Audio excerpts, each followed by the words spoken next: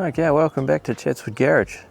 Since I've decided not to take the old ST90 project that I've been building up on the Country Crusade this weekend, I've only got a couple of days left to organise something else to ride.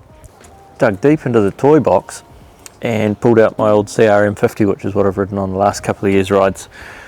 Now this you might remember from the Garlic Masters video that I did, which was 10 months ago, and it's been pushed into the shed and forgotten about since then.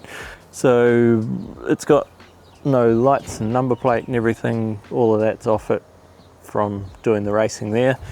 Still covered in plenty of Tauranga mud and grass, so I'm going to need to give it a good clean up, some maintenance, and put all my road gear back on it. Yeah, into it.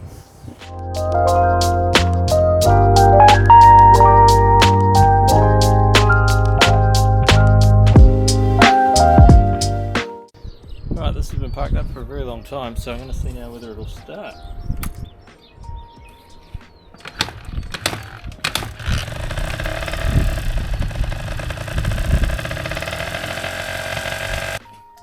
Just doing some investigation on why my tail light's been so dim.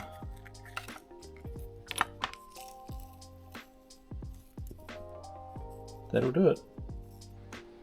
Alright, I've just been out for a bit of a shakedown ride. It's pouring with rain, so I've pre-wetted all my riding gear for the weekend. This bike hasn't been run for months and months and months, so I had to drain the water out of the carburetor bowl, and that was full of rotten fuel as well, so it stunk out the driveway. So I'd be constantly stinking this place out with rotten fuel, but such is life. Tail light works again now. I forgot to put the mirrors on it before my ride, so it was kind of interesting riding all over town with no mirrors in the dark and the rain.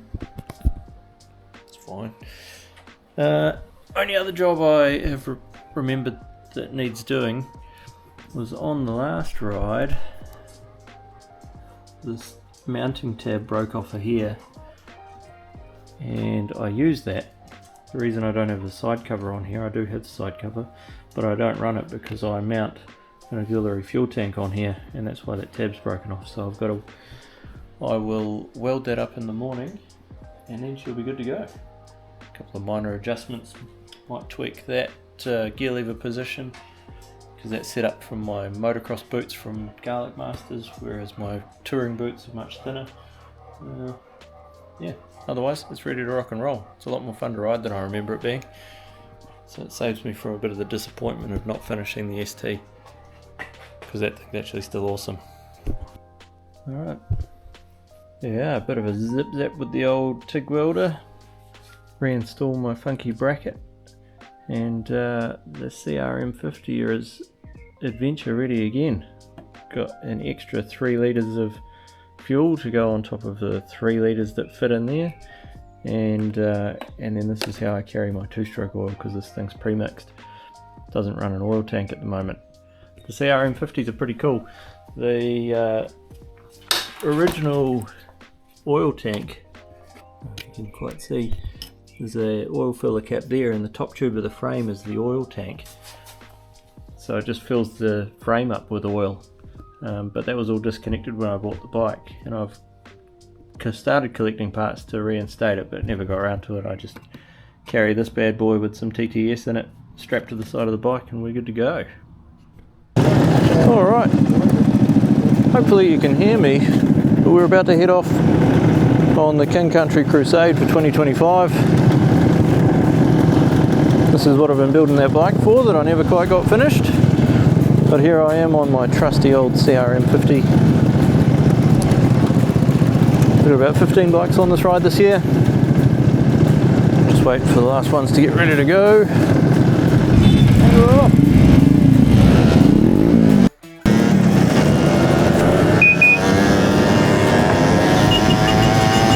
We seem to stop for a good half an hour or so at this point every year. This is the Bircham Road swing bridge, which is a very cool old piece of infrastructure.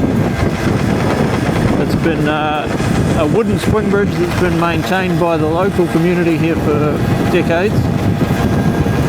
There's a bit of a charitable trust that looks after it.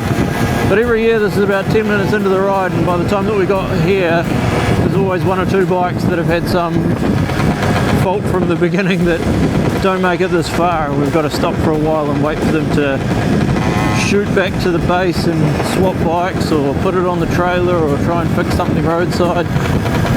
So this is always our shakedown hangout spot. And here is the Bertrand Road Swing Bridge, which is pretty cool.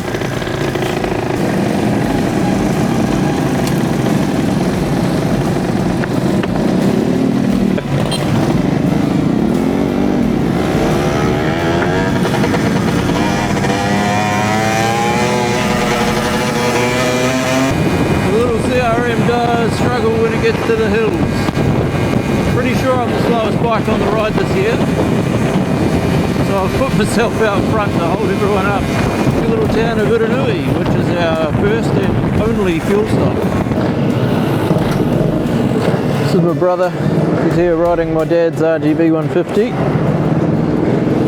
Jess, my mate, who's helped me organise the ride. Well, he's done the most of the work actually.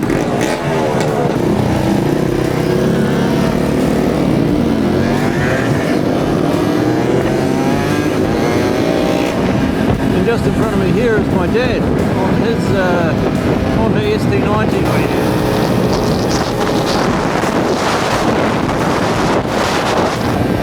And roadwork.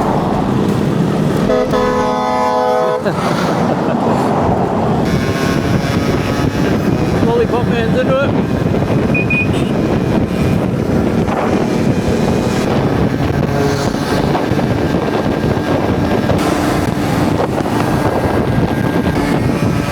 So we've just turned off the main road. This is where we finally start heading off into some of the back country. The Kick Country is a pretty special part of New Zealand. It's big and it's steep and it's rugged and untouched. It's a fantastic place to go riding stupid motorbikes. I showed you my dad and my brother before. This ride is really about just having a good time together, doing wildly dumb shit, riding kids' motorbikes on what is actually a genuine adventure ride, and just having a good time doing it. Hear them?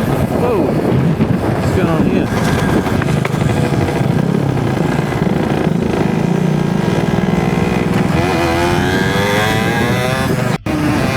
Had a little bit of rain over the last couple of days, and this has just got some foggy soft shit in it. Keeps grabbing hold of your tyres.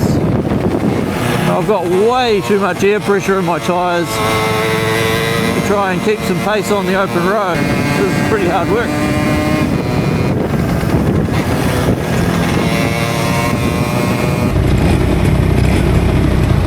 Carry on to the next stop.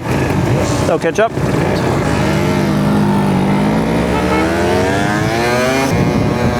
Now up here, my favourite tunnel. Previous years we've hit 7 tunnels, hand dug old tunnels on this ride. I think this year we might hit 5, but this one's my favourite. This is the Urati tunnel. And these tunnels are epic. Hand dug, wooden framed. I can't see a fucking thing. And it is bumpy. Someone's gonna crash in here for sure.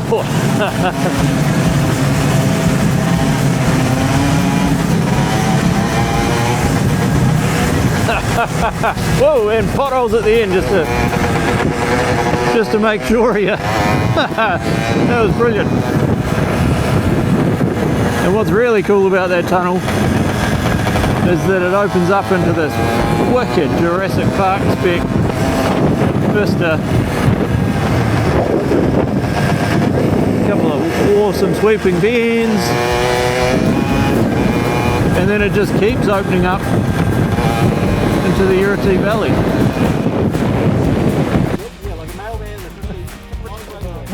It's fucking impossible to keep up with that. That's the place.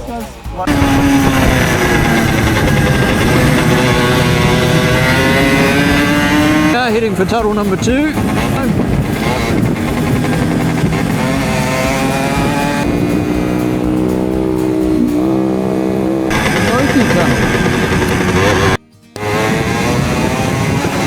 one's sealed, so it's not too bad. Another beautiful hand-dug piece of history. And another lovely off-camber right-hander. Oh, I should have gone down there.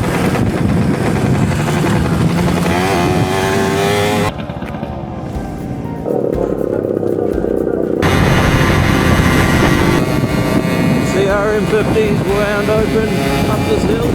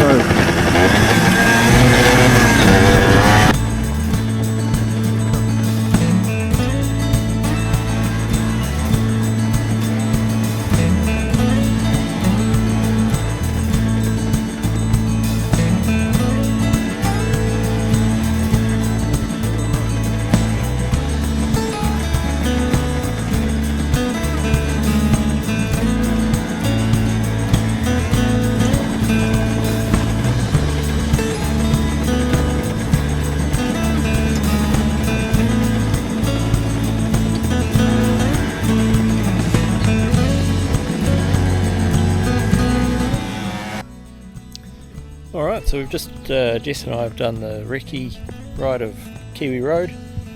There's a couple of little slips in the way, but nothing that the ute won't be able to get through. It's all downhill, so no traction issues. It'll be right. Little CRM, going great. No dramas there. Keeping up with everybody pretty well. The little wheels are getting pulled into all of the soft gravelly shit. A bit more than I'd like, but it's part of the fun of it, eh? That's why we ride such stupid bikes, to make it hard work. I can hear bikes coming.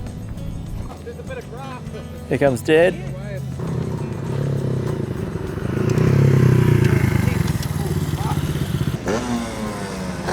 Wouldn't want to overcook.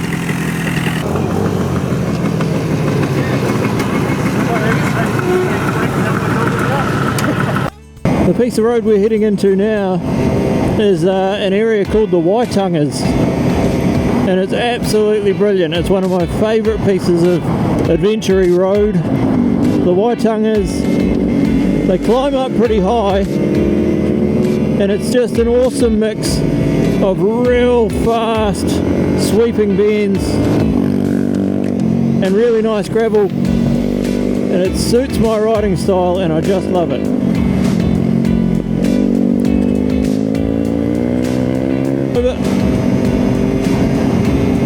See if they can solve whatever problem it is roadside before the ute gets there. Epic gravel corners.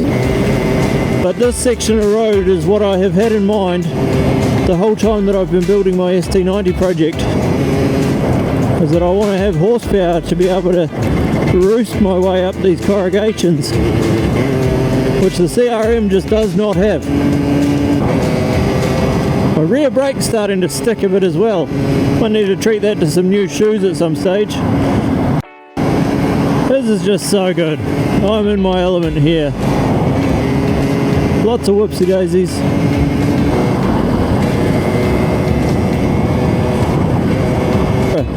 And my rear brakes are getting so bad every time I push them down. They hardly work, and then they stick on. So I might have to pull the drum apart here at lunchtime and see what's going on.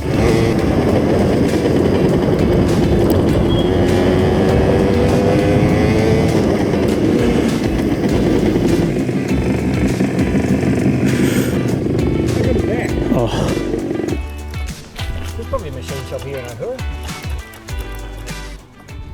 We're getting in proper bush fix territory here. Oh no, right, that was what? The problem with my brakes was that they were the cam that drives them is over centering because they're getting pretty worn down.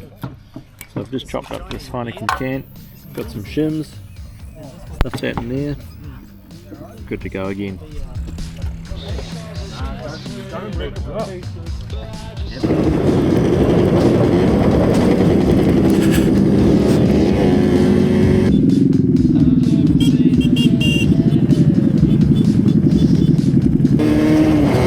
Well, that was an absolutely epic feed that Sean's put on for us there in Ohura.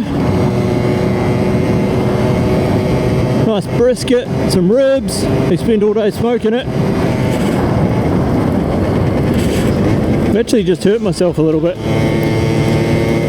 We're crossing a rail bridge on the Forgotten Highway rail trail, which they run golf cart tours down the old railway.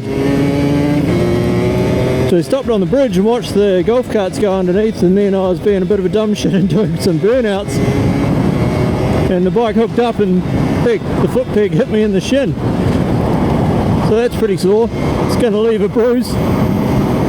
And as far as the brakes go, my shim fix, although they are working much better. Love a good push fix. Anyway, now we're on the Watafina Road, which is again another fast one. It's a completely different style of gravel to anything that we've been on so far today, and always a favourite.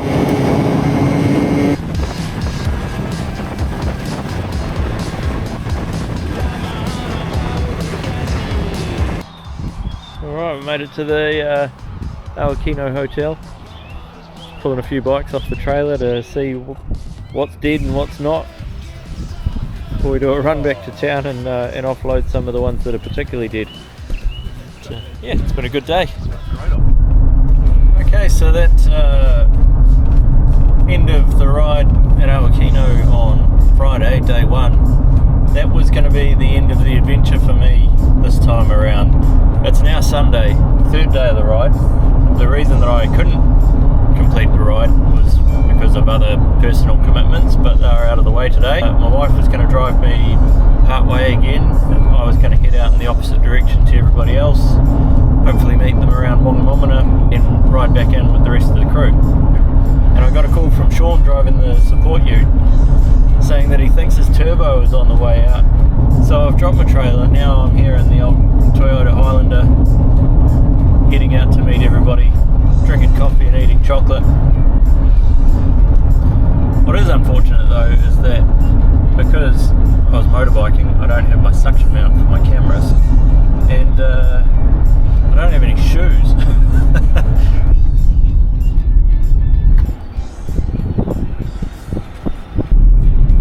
And this one's the Tahora Tunnel. Oh, and here's our boys.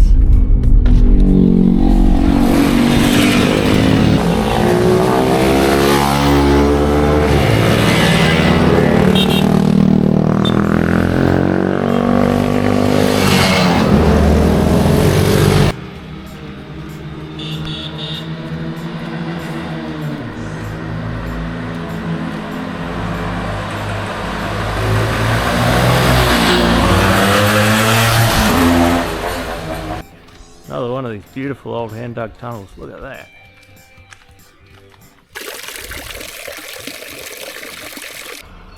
And here comes Sean with the trailer on.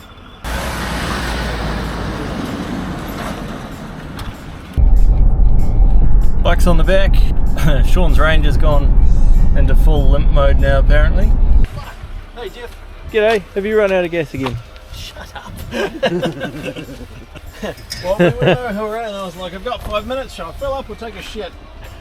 When you're in Ohura, take a shit. Be a man.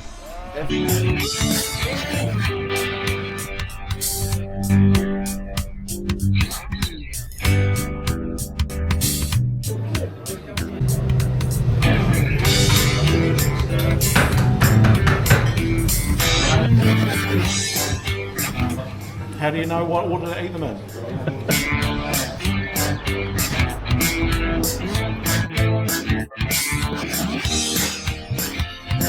This one lost an engine mount yesterday. It's got a screwdriver jammed through there with some cable ties on the other side of it now. Alright, we're leaving Wongamomina now, and I'm very grateful, but Dad has decided that since I had to come out here without a bike to kind of save the day for the support vehicle, that I needed to jump on his instead. So here I am on the little ST90, but awesome piece of road. Whoop, watch out for the... There's a bit to get used to on this bike, because compared to the disc brake on the CRM, the front drum sucks, but the front suspension doesn't compress down to nothing when you touch the brakes, which is quite nice. And then also compared to the CRM, the rear drum on this is awesome. So where I was having to stand real hard on the brake before, now I just touch the rear and it actually works, which is pretty cool. Dad's built a nice bike here. This thing's really cool to ride.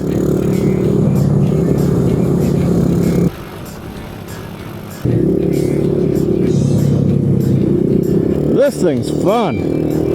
It's so nice having suspension that actually holds you up. I think this is the wrong way.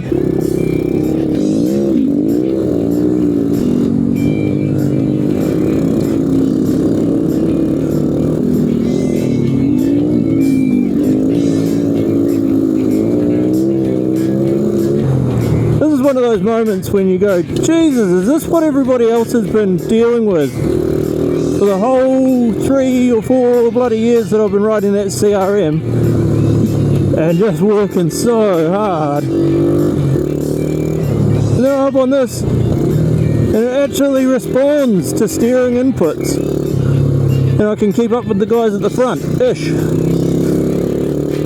Holy smokes, that CRM needs some suspension work, because this is ridiculously good.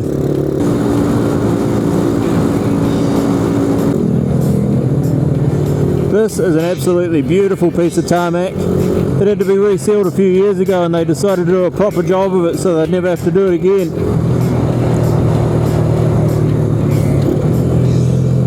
I'm not going to tell you where this one is.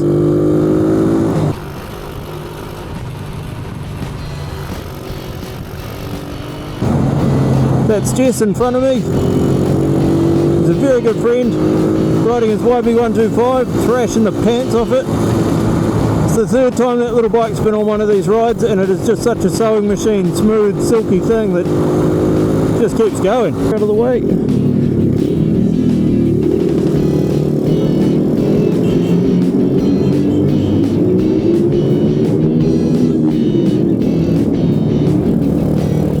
And done.